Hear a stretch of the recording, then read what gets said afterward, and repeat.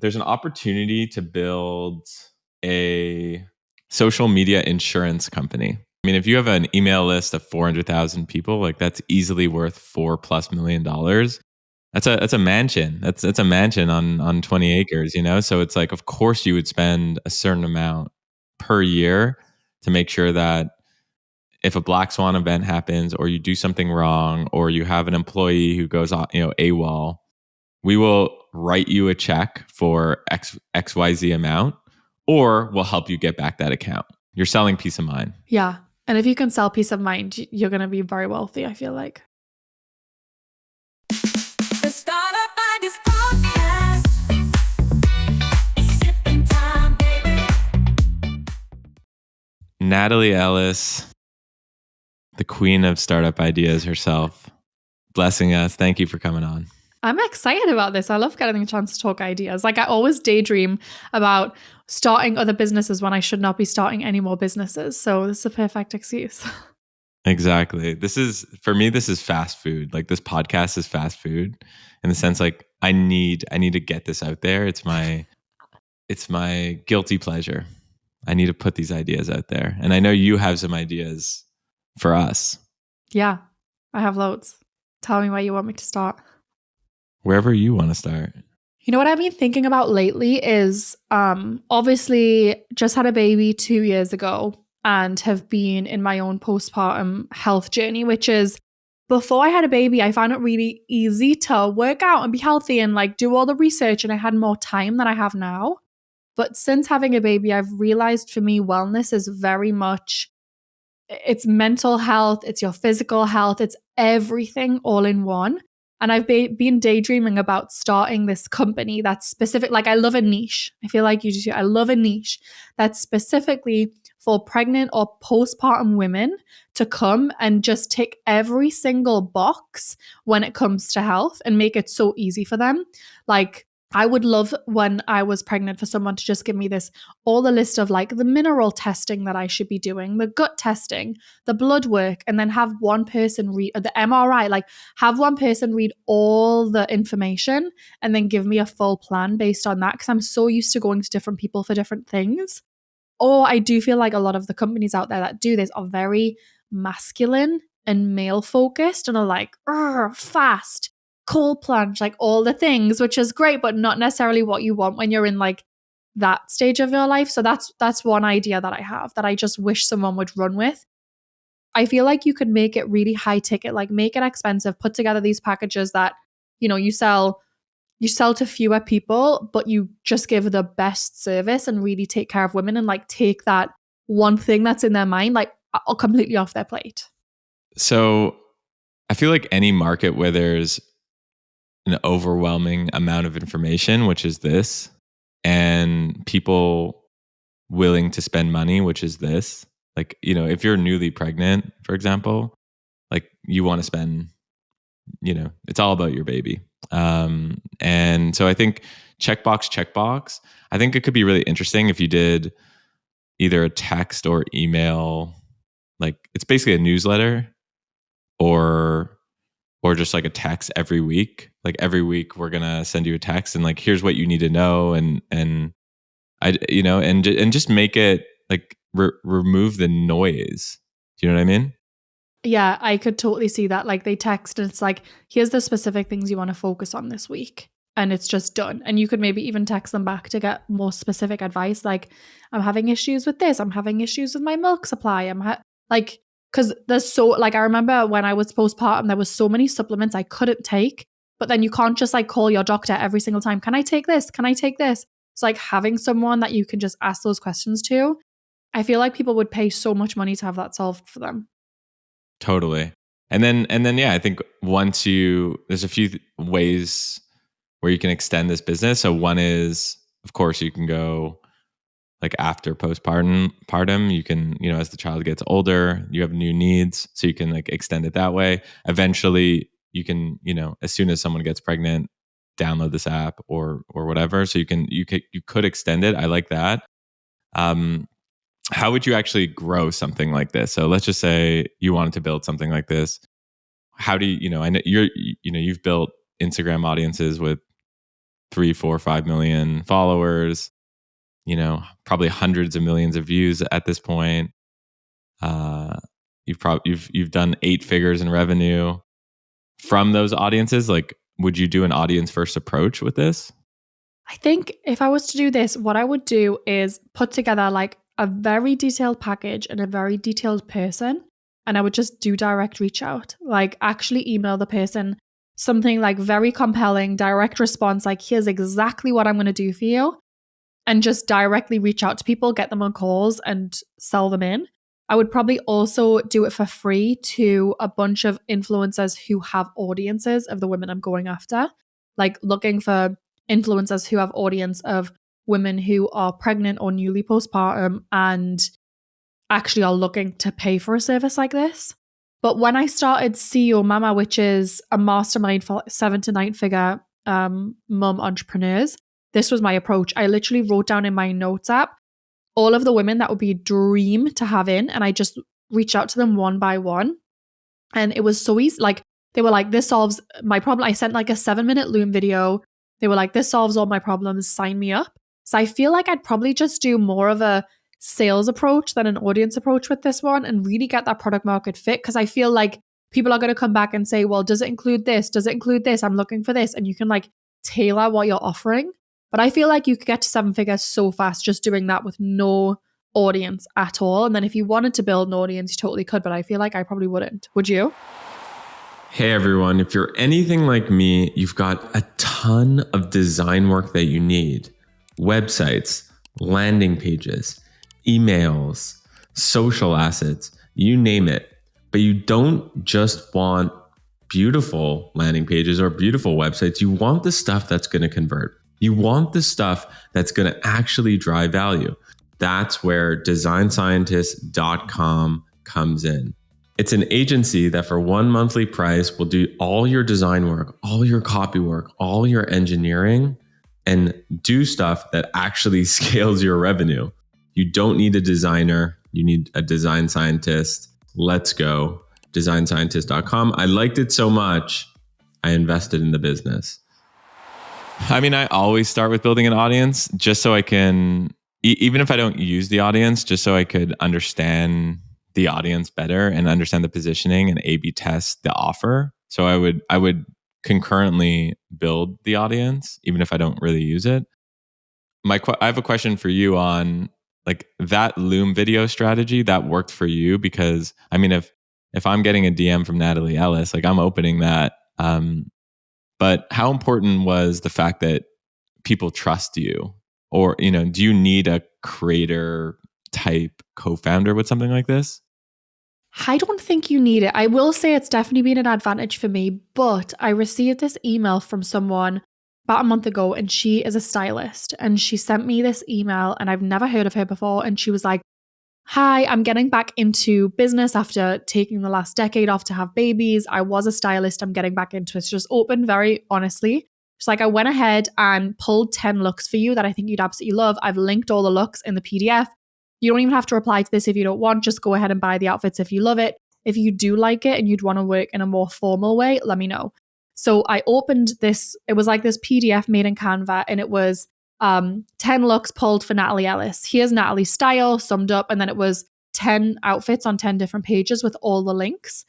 And I went through it, absolutely loved it. And I got back to her and I was like, okay, I want to work more formally with you. And I've just spent, I think I've spent maybe $2,500 with her to have her pull all my looks virtually. I'd never heard of her before, but I feel like she reached out with such a personalized approach.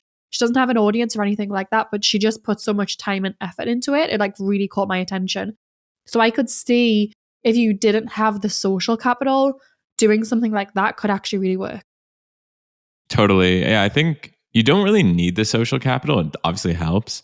You just have to, your offer needs to be dialed, your offer needs to be super dialed, and you have to build the trust another way. So I just hired someone who came personalized approach, like you said, Loom, which by the way is the best for, a 2-minute Loom.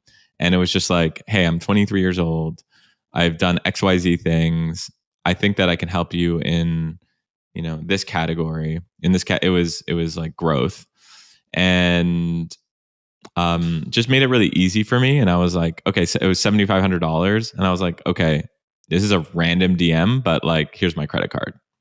Yeah, when someone reaches out and they directly solve your problem in the most convenient way, you're like, yes, please, I'll totally sign up. And I feel like you could do that with this idea or similar spaces. If you don't have the audience and you are like, okay, my revenue goal is this, I would just do more of that. But it's like, I also feel like, and this might upset people, but I feel like sometimes people are not willing to go the extra mile and they like just put out the most basic shit and expect it to work.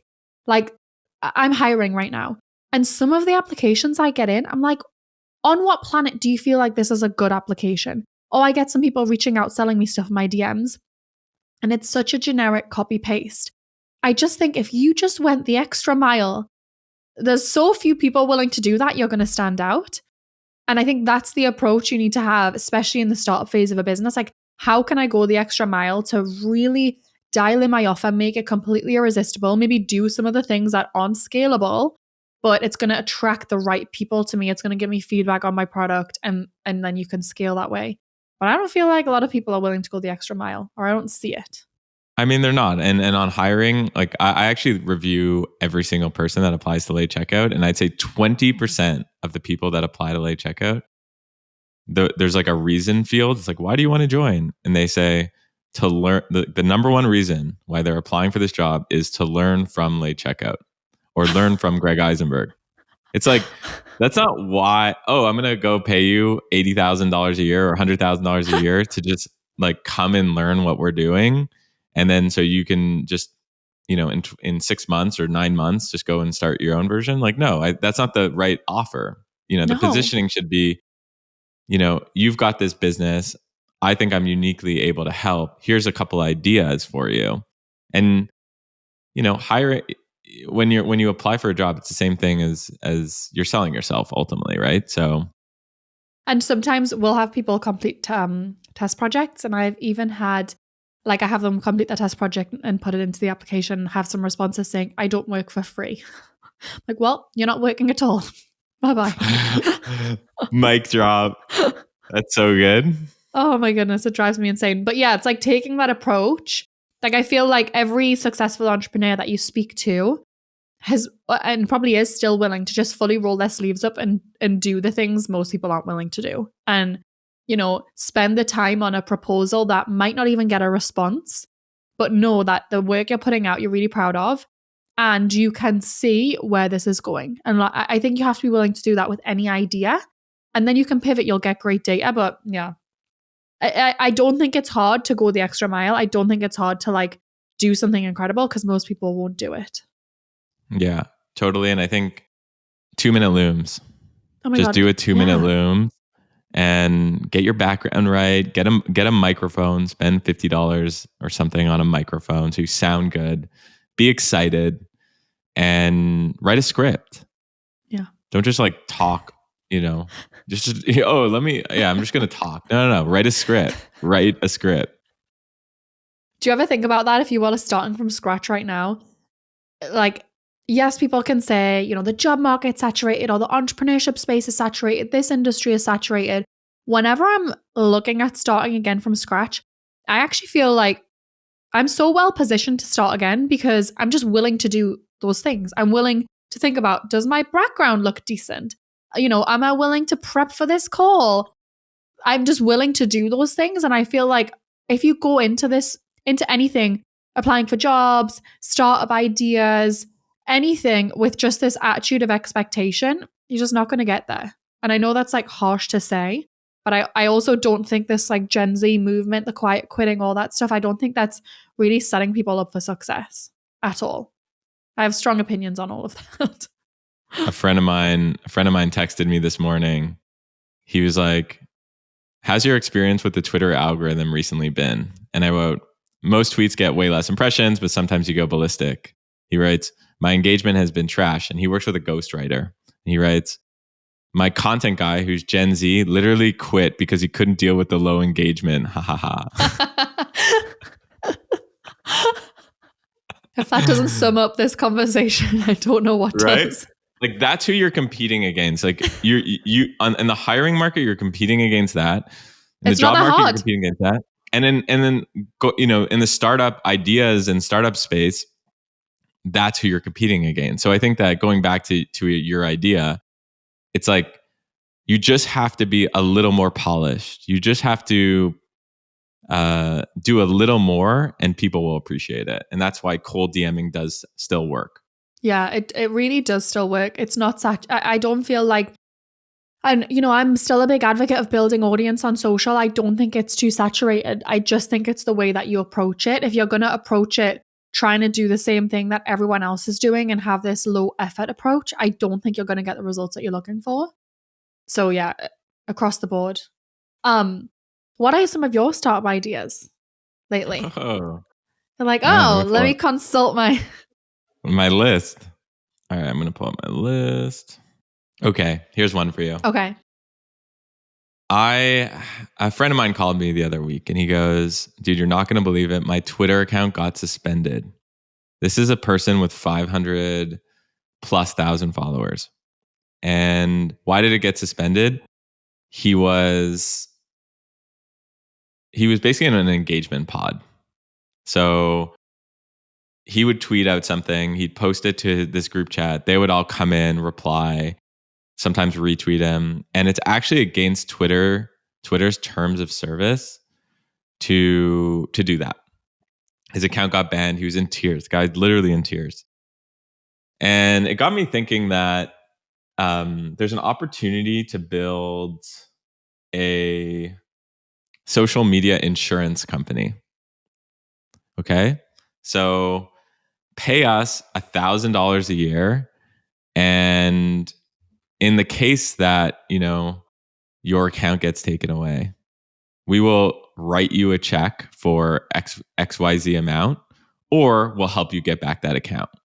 It's basically just, I would pay for that, and I don't do engagement pods or stuff like that, but I would just pay a fee to make sure that I don't lose my account from some black swan event.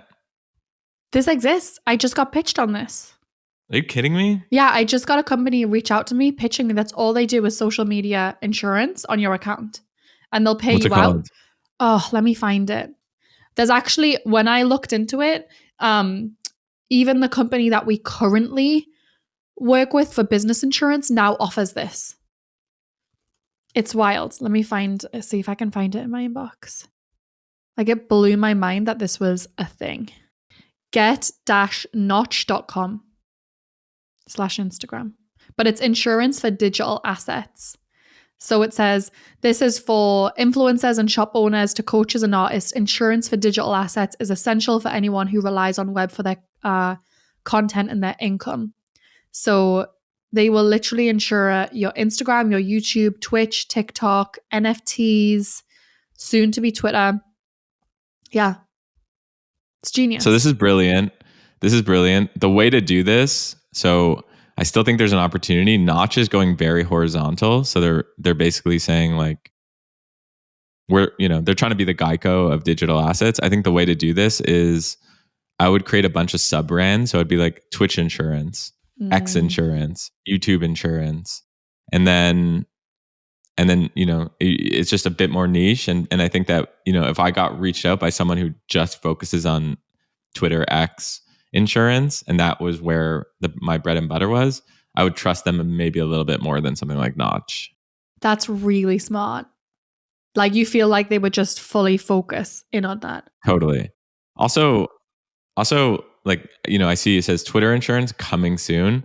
I don't want to be the first person that they're going to insure. I had there's a 401k company. I won't name them, but 2 years ago they launched, and I have my 401k with some like boring bank, Fidelity or something like that. And they hit me up. Great pitch, great loom with it, and cold DM. And I was like, I love this. And once I went and looked at moving my 401k, they're like, oh, you're going to be the first person to actually move your 401k. And I was like, respectfully, dude, I'm out.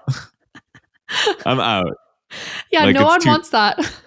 No one wants that.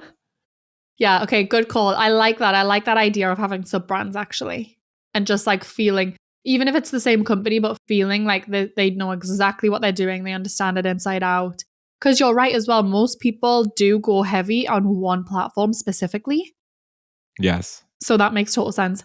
I also feel like, I wonder if people would ever insure email lists. Because that's also such a panic for people. What would happen if That's I a ever, great idea. yeah, if I ever lost my email list? Oh my God. Like, would they insure email lists? How big is your email list? I mean, it changes all the time. It's around 400,000 now. But I had a Yeah. situation last October. I had this cold DM. I mean, we're talking how they can be good. This one went kind of south. So, no, it was a cold email. And they were on my email list and they feel like we could boost our open rates. Our open rates are about 32%. Could boost our open rates, click through rates. And I dug into this company and I actually knew the founder. Not super close, but knew the founder, had mutual friends. And I thought, yeah, let's give this a shot. Anyway, they came in and what they actually did in our account got us blacklisted with Google. So our email open rates went from 32% to pretty much nothing. Like we were getting barely anyone opening the email list. And overnight, I was worried my entire business had just like went to shit. And we had to go through a whole process of resurrecting it. And that was a whole thing.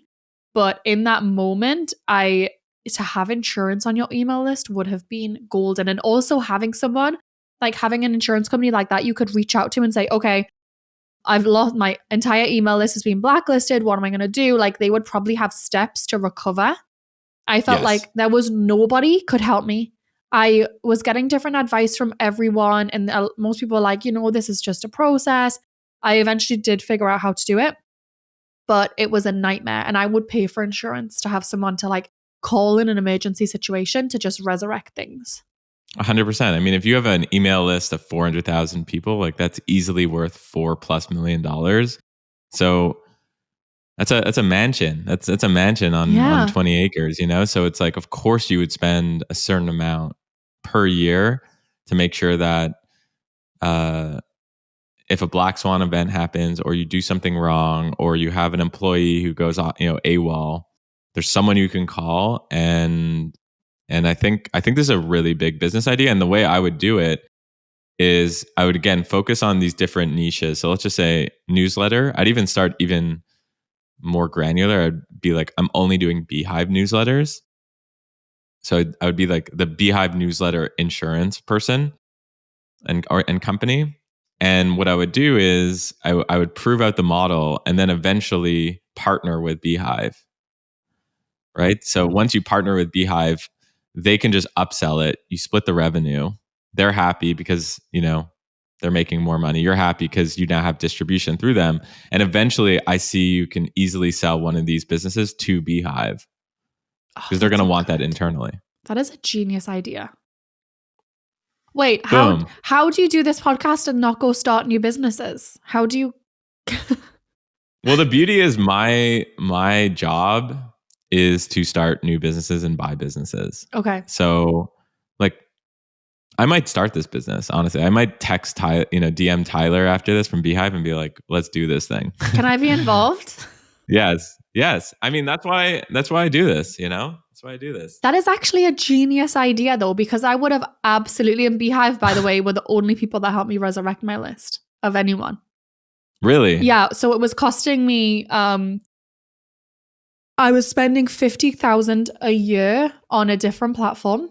And when this happened, I couldn't get in touch with anybody. And I've been with them. I've had a big email list for a really, really long time, like 8 years maybe. And way before it was cool. And couldn't get in contact with them. They kept sending me to live chat. People kept saying they couldn't help me. I was asking for a phone number. No one would help me. And I reached out to Beehive. I was like, please, can somebody help me? Like, I have this list. I don't know what to do. They got on a call with me right away and were like, okay, let's talk this through. And it was the most help that I've had. And we switched to them. We went from spending that much money to spending 10K a year or something like that. And it's been the best experience ever. And just instantly, they helped me. Like, I'd actually felt like someone cared enough to like help me solve the problem. But that blows my mind when you can be a client for so long and spend so much money with someone and you can't even get them on the phone. Like that's the easiest way to lose business. And that company keeps losing more and more business to platforms like Beehive. Totally. Yeah, I mean, I think what they did for you is almost like something they should have charged for, um, but they don't. They just give it away for free. And I think that's why this insurance idea for Beehive makes so much sense, because Mhm. they'll be able to upsell that. And that's the reason uh, Shopify has, I think, 3 plans. I think it's Shopify, the regular one, which is like $30 a month. Then they've got a mid tier, and then they've got Shopify Plus, which is basically their enterprise plan. And a big reason why you're on their enterprise plan, which I think is $2,500 a month, is you have someone to talk to, you have a shoulder to cry on, and that's worth a lot. It's worth so much. When your whole business is wrapped up in your email list, which most businesses should versus social, you have to have someone that can support you. We need to do this idea. And I also discovered something during this process of how to resurrect your email, which I don't really want to share right now. But if anyone's like in the situation, they can message me. But I learned a lot, and I feel like an insurance company could totally charge for that information because it's very niche information. Like you Google it, and you're not going to learn how to get off a Google blacklist unless you're like sending, to a very small segment of your list over and over and over again. The company that we initially worked with, they charged us $20,000 for consulting. They couldn't solve the problem. They were like, yeah, it's probably going to be 3 months, and we'll just start by sending emails to a couple of thousand. And I was like, this doesn't work for me. I can't have my whole business stop for 3 months. So Yeah. yeah. What planet do you live on? Yeah. Like that's not going to work for me. I need a solution like tomorrow. I need to. Yeah. And I had partners, like I had to cancel partnerships, like sponsors, because I wasn't going to put it out and then have no one open it. So it was like, it impacts so much of your business. Like, let's say we have sponsors locked in for 12 months at a time. You should be able to give that info to your insurance company. And like, let's say you have to close that sponsorship down, you'd still get paid out what you would have from your sponsor. Like it's worth its weight in gold. And I feel like a lot of people on Beehive would want to do that because they are locking in those longer term sponsorships now. They're monetizing like crazy.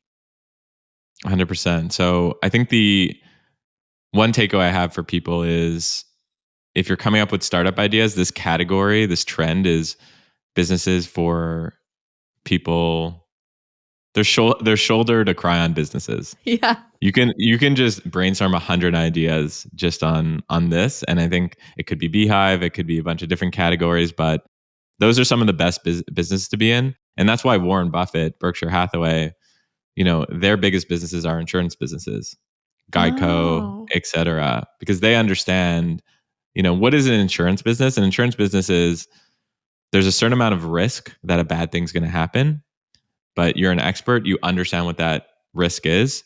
So, for example, I was just watching the annual meeting for Berkshire Hathaway, and they had this guy named Ajit who runs all their insurance businesses, and he was saying how there was like a year or two where Berkshire Hathaway did not insure any homes in Florida, because based on their research, they're like, there's going to be a hurricane, and they're going to lose a lot of money.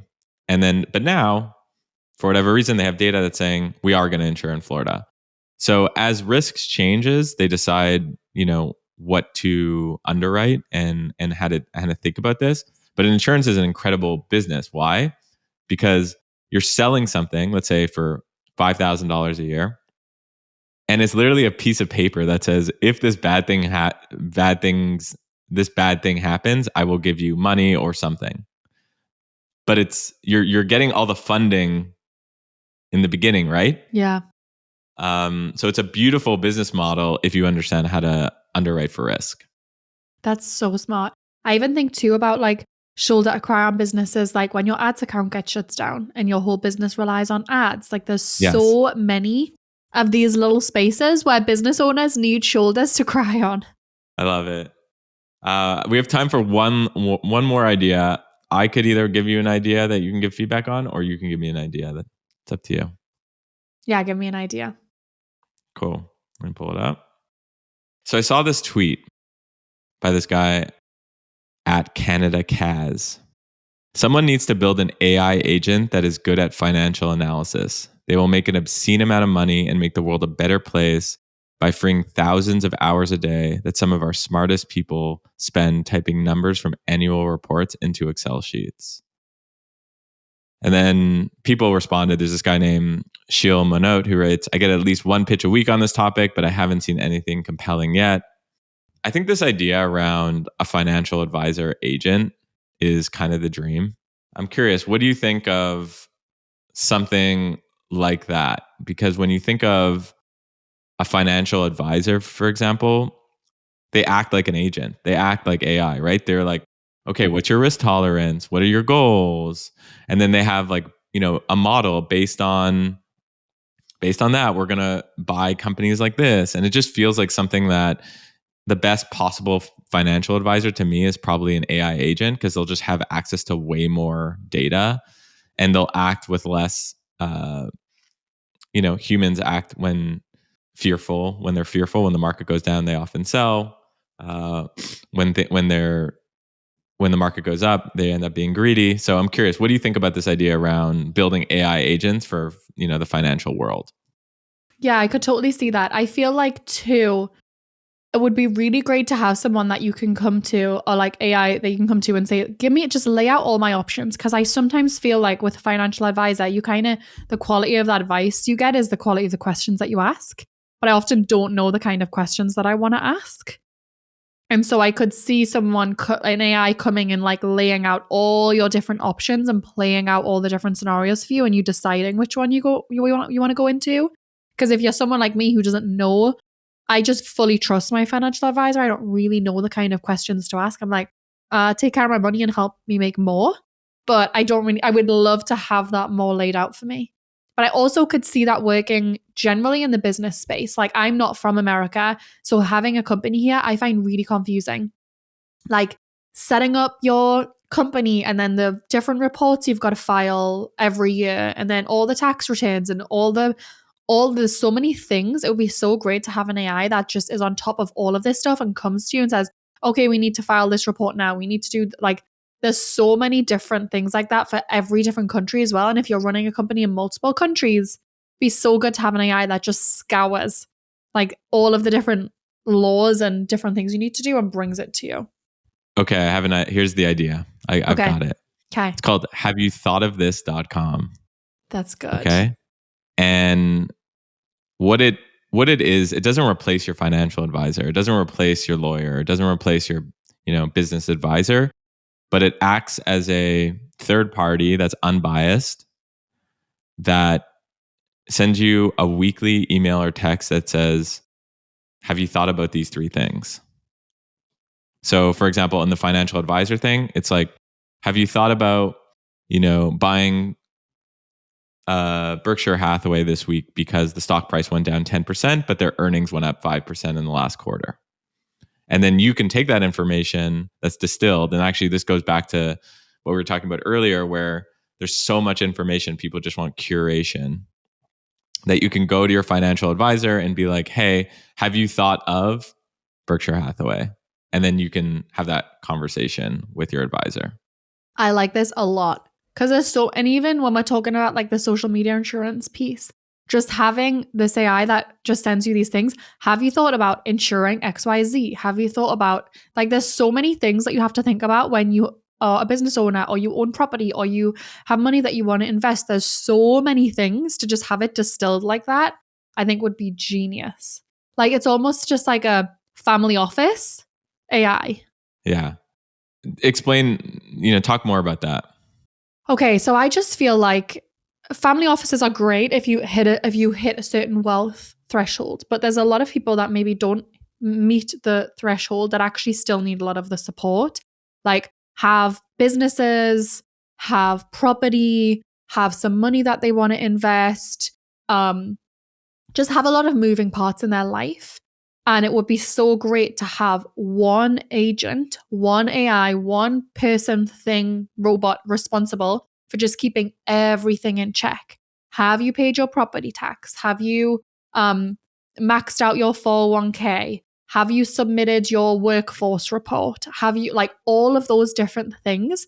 And like maybe you come to the AI and there's like a detailed questionnaire and you fill it out with all of your different things that you have going on in life. And then everything just gets like every month, maybe January, there's stuff to do, February, there's stuff to do. And you can input all, and I could honestly see it going, like I'm a granular person. I could see it being like a whole manual of being able to run your life and business for you with all the details. Like even as detailed as like, here's if you own 3 properties, here's how often you have to change the air conditioning unit. Here's how often you need to do XYZ. Like the mental load of having stuff or running things is so high. If you could have AI take that mental load, I think people would be willing to really pay for that. How much do you think people would pay for something like that? I don't know. I think it's probably a sliding scale based on the net worth of their businesses and property. Like, you know, I as we start owning more and more property, I just realized the mental load gets bigger and bigger. So I'd probably pay more and more per month to manage more things. So I could, like, you know, when you sign up for a newsletter and you like slide the scale to say how many subscribers you have and it gives you a price, almost you could slide the scale to say like, here's what my property and business is all worth. And then it gives you a monthly fee. Totally. Yeah. And for you, you're like, it's peace of mind. You're selling peace of mind. Yeah. And if you can sell Yeah. peace of mind, you're going to be very wealthy, I feel like. Totally. And that's another trend, right? Another way to think about business ideas is, you know, how do you sell peace of mind to different niches? Because that's another thing, like shoulders to cry on. People will pay for peace of mind. Yeah, and convenience, and yeah, I think the mental load just continues to get bigger and bigger every year. And if you could just take that mental load off and give it to an AI, and you probably get a report every week and then things that you need to do, and it's just like, you know, okay, I'm not getting sent to jail because I forgot to do my tax return, or my house isn't gonna like burn down and I'm not sure, like there's none, you're able to mitigate those risks. You can sleep easier at night. Totally. And I think from a, you know, how I'd grow this perspective, I think there's so many stories, like sad, bad stories that, you know, someone forgot to, I don't know, file their tax return and they have all this interest, or, you know, someone, you know, some bad thing happened, and you can just sell fear basically. So you create Instagram, Twitter, whatever, TikTok, and you're just going to be, let me tell you the story of how XYZ went from a $10 million net worth to, you know, in debt $1 million. And you tell these stories, and then it's like, buy our product, follow us for more of these stories. Oh, And yeah. I think, yeah, that's what you do. Have you heard of Johanna? No, tell me about it. Johanna, it's Yohana, and it's the personal assistant app for parents. So it's this app, they call it the ultimate parenting hack. And basically, the goal of Johanna is to take the mental load of parenting off of you. So, like, some of the things that they do is plan date nights, hire a handyman, plan birthday parties, book appointments, weekly meal planning, order costumes, maintain the car, cleaning service, babysitters, like all, the mental load of parenting, basically they handle, and they use AI. And then they also have real people, which I feel like they'll probably switch to AI, fully AI in the near future. I think it's kind of like this. It's Johanna, but for like family office or like the different areas of your life. But basically they're selling peace of mind for parents, because as a parent, there's like always so much shit to do. There's like always a holiday coming up. There's always a birthday coming up. There's always, you know, your normal life to-do list and then your parenting to-do list. And they just take that whole thing away. And I think that is a big trend and people are willing to pay for it. And they've been able to make it really affordable too. Yeah, it's really affordable. It's $129 a month. Like I expected it to be way more. Yeah. My guess is, so this is started by, this is like a crack team. So this was started by Johanna, I guess is her name. No, Yoki. Oh. And she co-founded Google X. So she developed Nest, like the Nest thermostat. So she's smart. She knows what she's doing. She knows what she's doing. My guess is they've raised tons of money. I'm going to check real quick. It's really smart to just release people's mental load and in specific niches. I could see Interesting. this. Oh yeah, tell me what you're finding. So first of all, they launched with a $249 membership. So they've actually cut it in half. And I wonder if it's the AI that's just making it a little more efficient. I personally wouldn't want, I think this is a great business. I don't know how much they've raised, but I'm guessing tens of millions. I personally wouldn't want to compete with them because they've got an app that they've built and it just seems like they're subsidized. They're probably not making much money on that 129. But yeah, what could you unbundle from this to compete with them? That's a question. I don't know the answer to that, but that's interesting and it's cool. I'm happy you brought this up because I do think that this is a peace of mind play, and like even when you go to their about page, it's literally like a person with like their brain and doves coming out of their brain. Oh my God, that's literally what I feel like. It could be like a Johanna for entrepreneurs, Johanna for property. Like, right. There's so many different verticals you could go into with this, and it's the same business model. But if I was going to do this and use AI, I would probably go for more of like a higher priced service, like a very white glove. But I feel like the way Johanna's doing it, it's just very affordable and approachable, which is also amazing for parents. Totally. Cool. This was fun. That was fun. Wait, I don't know that I could do this as often as you do. I want to go and start so many new businesses right now. You're ready to just run through a wall right now. Let's you're like, go. oh my God. Did we just start 4 businesses? I feel like I don't have the willpower to talk about ideas this often. Different strokes for different folks. Do you ever get people listening to the show and then writing in saying, oh my God, took this idea, ended up starting it, here's where I'm at? Dozens of people have taken ideas over the last couple of months and built them. Some are creating, generating revenue, and it's really, really cool, quitting their jobs and everything. But the vast majority of people listen and they're just like listening to, they find it fun to get their creative juices flowing. And it also might spark something in their own life. It might be like, wow, I never heard about Johanna. I'm going to go and use that. That makes sense. I love it. So fun. Natalie, where could people learn more about you and get to know you better? The best place is my podcast. You can just search for the Boss Babe podcast. We release twice a week. Cool. Yeah, check it out. I listen to episodes and it's you're good. You're good at what you do. So I highly recommend it. Thank you. Later.